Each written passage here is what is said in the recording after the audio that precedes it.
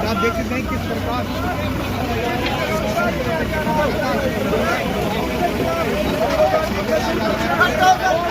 किया जा रहा है। चलिए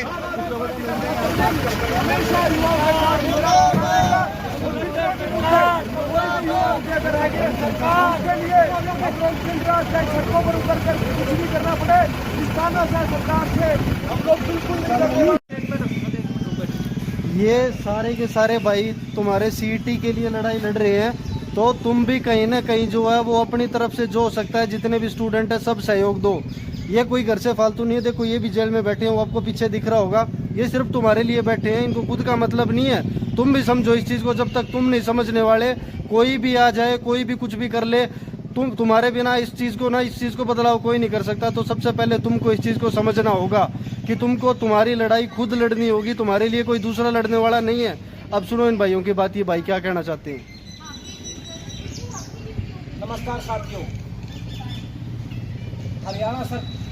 हरियाणा सरकार बिल्कुल युवाओं के भविष्य के साथ खिलवाड़ कर रही है और वो एक दूसरी तरफ कहते हैं कि हमारा देश युवाओं का है। लेकिन मैं खट्टर साहब से पूछना चाहता हूं कि आपकी सरकार के अंदर युवाओं के साथ इतना बुरा व्यवहार क्यों हो रहा है, क्यों उनके भविष्य के साथ खिलवाड़ कर रहे हो आप। आज एक तरफ तो कहते हो आप कि हम बिना खर्ची और बिना पर्ची के नौकरी देंगे, और कर क्या रहे हैं आप, सरेआम आप पेपर आउट कर रहे हैं। वो पेपर आउट कैसे कर रहे हो कि आप 40 से 41 क्वेश्चन दोबारा एग्जाम के अंदर रिपीट कर रहे हो। ये उन युवाओं के साथ खिलवाड़ नहीं है जिन्होंने मेहनत की है, ये उन दोस्तों के साथ खिलवाड़ नहीं है जो दिन रात अपनी आंखें कमजोर कर लेते हैं। और ये कौन सा कानून है कि एक SC कैटेगरी के लिए 10 गुना और जनरल के लिए 4 गुना, ये कैसे पॉसिबल हो सकता है।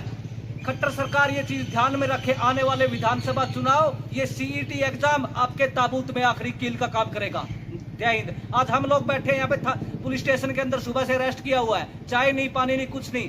क्या हम लोग आम आदमी पार्टी और हम लोग लगातार युवाओं की आवाज उठाते रहेंगे और CET अभ्यर्थियों को जहां भी हमारी जरूरत पड़ेगी हम आपके साथ कदम से कदम मिलाकर चलेंगे। भारत माता की जय, भारत माता की जय, भारत माता की जय। दोस्तों एक बात और है, ये चाहते हैं कि आप बेरोजगार रहो और अपने हकों के सवाल मत पूछो, क्योंकि अगर आपने अपने हकों के सवाल पूछने शुरू कर दिए तो इनको दिक्कत हो जाएगी। अगर आप बेरोजगार रहोगे तो आप इन पर डिपेंडेंट रहोगे, आप इनकी रैलियों में धक्के खाने के लिए जाओगे और इनके जातिवाद की राजनीति के अंदर, इनकी जो घटिया राजनीति की सोच है उसके अंदर ही घुसे रह जाओगे। तो आपसे गुजारिश है अपने हक के लिए लड़ो और इस सरकार को मुंह तोड़ जवाब दो।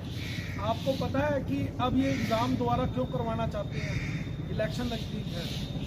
जब इलेक्शन नजदीक आ जाता है ना तो बीजेपी को युवा भी याद आ जाते हैं, सब याद आ जाते हैं, बुढ़ापा पेंशन भी याद आ जाती है, लोगों किसानों के खाते में पैसे डालने भी याद आ जाते हैं।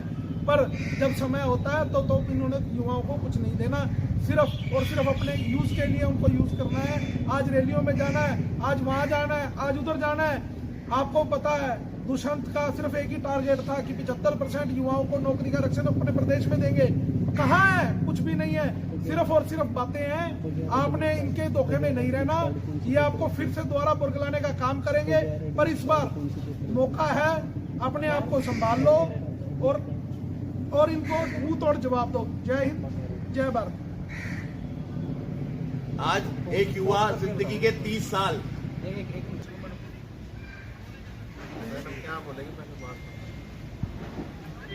ये हमारे लिए बहुत ही ज्यादा चिंता का विषय है, क्योंकि जब हम बात करते हैं दुष्यंत चौटाला की तो ये बड़ी हैरानी की बात है कि हमें क्या एक ऐसा मुख्यमंत्री चाहिए जिसकी हम सिर्फ वर्कआउट की इंस्टाग्राम पे फोटोज देखते हैं। क्या हमें एक ऐसा मुख्यमंत्री चाहिए जो झूठ की बुनियाद पे सिर्फ जिसने वोट की राजनीति कर रखी है? क्योंकि दुष्यंत चौटाला का ये कहना था कि अगर वो सरकार में आते हैं तो हमारे यहाँ एक आरक्षण होगा, और जो हमारे अपने लोग हैं, जिस जिले से खासकर मैं आती हूँ, गुड़गांव से आती हूँ, जो कि सबसे ज्यादा राजस्व देता है, और इस पे दुष्यंत चौटाला का कहना था कि यहाँ पे आरक्षण होगा गुड़गांव में अपने लोगों के लिए। लेकिन ऐसा कुछ भी नहीं हुआ। तो झूठ की बुनियाद और झूठ का पुलंदा इन लोगों ने खोल रखा है। इनको ऐसा लगता है कि जनता जो है उसको बड़गलाया जा सकता है, जब ऐसा आज तक इतिहास में कभी नहीं हुआ है कि बिना ID कार्ड के, एडमिट कार्ड के आपको एग्जाम में बैठने, परीक्षाओं में बैठने दिया जाए। सोचिए ये कितनी बड़ी बात है, आपके भविष्य के साथ किस तरीके का खिलवाड़ हो रहा है। क्या हमें एक ऐसा देश चाहिए, क्या ऐसा हमें खट्टर चाहिए, खटारा सरकार चाहिए जो ये बोले कि नहीं नहीं नहीं नहीं, जब नूह में दंगे होते हैं, मेरे भाई नूह से आए हैं और इन्होंने वो दंगे, वो मातम अपनी आंखों से देखा है, वो नज़ारा इन्होंने देखा है। कल जब ये मुझे बता रहे थे तो मेरी आंखों से आंसू निकल गए थे। आप ये सोचिए कि एक ऐसा मुख्यमंत्री जो प्रेस कॉन्फ्रेंस करके ये बोल रहा है कि भाई 2.5 करोड़ की जो जनता है वो अपनी सुरक्षा नहीं कर सकते। बिल्कुल सही बात है, हम आपकी सुरक्षा नहीं कर सकते। तो ये सोचने वाली बात है कि आप ऐसे खट्टर का सफाया कर दीजिए। दूसरा, मुख्यमंत्री जी क्या कहते हैं, कभी वो कहते हैं हम सुरक्षा नहीं दे सकते। अभी रिसेंट में उनकी एक स्टेटमेंट आई कि सरकार का काम पेपर दिलवाना नहीं है। मुख्यमंत्री जी, अगर आप एग्जाम नहीं दिलवा सकते, नौकरी बच्चों को नहीं दे सकते, सुरक्षा नहीं कर सकते, तो कहा कि मुख्यमंत्री इस्तीफा दो। और दूसरी चीज, आपकी ही सरकार है वहाँ पे उत्तराखंड में, वो सिर्फ उत्तराखंड के बच्चों को ही अलाउ करते हैं एग्जाम देने के लिए। मतलब कि बाहर के दूसरे स्टेट्स के, अदर स्टेट्स के कोई अभ्यर्थी वहाँ पे एग्जाम नहीं दे सकते। या खट्टर सरकार, आपकी सरकार, दोनों स्टेटों में आप यहाँ नहीं कर सकते। दूसरा, रात को एडमिट कार्ड जारी किए जाते हैं जब बच्चे सोए हुए होते हैं, आधे से ज्यादा पहुंच नहीं पाते, और बगैर विदाउट रोल नंबर के आप एग्जाम कैसे दिलवा देते हो। और दोनों एग्जाम के अंदर आप एक में प्री में 5% और दूसरे में 5 और दूसरे में 2.5 नंबर की छूट दे रहे हैं, वो जोड़ रहे हैं उसके साथ। ये कौन सी पॉलिसी है पूरे वर्ल्ड में? ये तो कहीं भी नहीं सुनाई दिया कि रात को एडमिट कार्ड जारी होंगे, सुबह पेपर आते से ज्यादा अभ्यर्थी पहुंच नहीं पाते, और प्री में आप 5 नंबर दे रहे हो और सेकेंडरी में आप 2.5 नंबर उसमें ऐड कर रहे हो। और इसकी वेरिफिकेशन भी जरूर होनी चाहिए, क्योंकि आधे से ज्यादा अभ्यर्थी इसमें इतना गड़बड़ झाला है। किसी ने अपना बाप एक्सपायर कर दिया सिर्फ उन 5 या 2.5 नंबर के लिए। तो इसकी न्यायिक जांच होनी चाहिए और जो योग्य कैंडिडेट है उनको नौकरी मिलनी चाहिए। भारत का ऐसा दुर्भाग्य है, हरियाणा का ऐसा दुर्भाग्य है कि जो सरकार है जब रेवेन्यू लेना होता है तो सबको आगे कर देती है। और आज के टाइम में खट्टर ने कई बार ऐसा बयान दिया है कि सरकार आपकी सुरक्षा नहीं कर सकती। नमस्कार, मैं प्रियदर्शनी सिंह हूँ, स्टेट स्पोक्सपर्सन आम आदमी पार्टी हरियाणा से।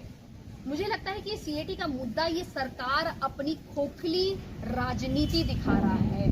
खट्टर सरकार को अगर हम खटारा सरकार बोल रहे हैं, ये इसका सबसे बड़ा प्रमाण है कि आज का युवा हमारी रीढ़ की हड्डी होता है, हमारा भविष्य होता है कल का। और आज सीएटी की परीक्षा ये तो ऐतिहासिक है कि पहली बार सरकार ही पेपर को लीक करवा रही है।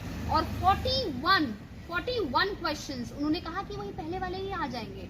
तो आप सोचने की आपको जरूरत है कि क्या आप ऐसी सरकार चाहते हैं जो आपके बच्चों का भविष्य बर्बाद करे, हमारे युवाओं का भविष्य बर्बाद करे। सोचने का समय है, समझने का समय है, और इनको 2024 में हमें सफाया करने का समय है। जय हिंद, जय भारत माता।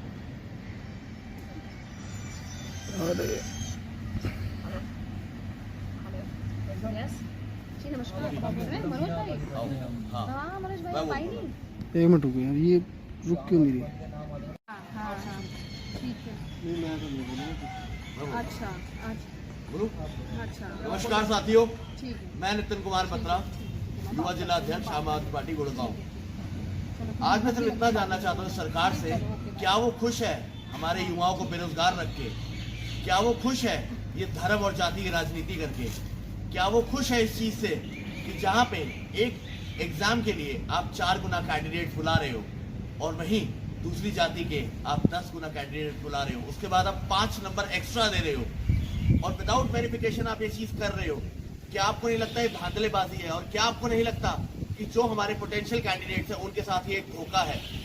इस धोखे से बचने के लिए हर युवा को जागना पड़ेगा, हर युवा को ये पहचानना पड़ेगा और अपने हक के लिए लड़ना पड़ेगा। इस वीडियो के माध्यम से मेरी आप लोगों से यही गुजारिश है कि हर युवा, जितने भी युवा ये वीडियो देख रहे हैं, अपने हक के लिए लड़ना सीखे और इस सरकार से सवाल पूछे कि क्यों हमारे साथ अन्याय किया जा रहा है। धन्यवाद। जय हिंद। सीधे हम बात पे आते हैं कि हम किस पार्टी के हैं, कौन है, पर आज की सरकार को, बीजेपी सरकार को ये देखना होगा कि युवाओं की ज़रूरत क्या है। एक एक युवाओं के बारे में सोचना पड़ेगा। युवा देश की रीढ़ की हड्डी है, जो कि सभी मान जानते हैं। पर जो ये बार बार बीजेपी सरकार युवाओं के साथ धोखा कर रही है, यह बर्दाश्त नहीं किया जाएगा। इसके लिए आम आदमी पार्टी की यूथ विंग हरियाणा टीम हर वो लड़ाई, संभव लड़ाई लड़ने की कोशिश करेगा और सीआईटी के बच्चों के साथ, सीईटी के बच्चों के साथ कंधे के साथ कंधा मिलाकर खड़ा है। लड़ाई हम लड़ने के लिए तैयार हैं। अब धोखा नहीं होने देंगे युवाओं के साथ। बहुत बर्दाश्त कर लिया, बार बार खुद ही पेपर लीक करवाते हैं और खुद ये बात बोलते हैं कि 41 क्वेश्चन वो दोबारा रिपीट करेंगे। क्या चाहते हैं?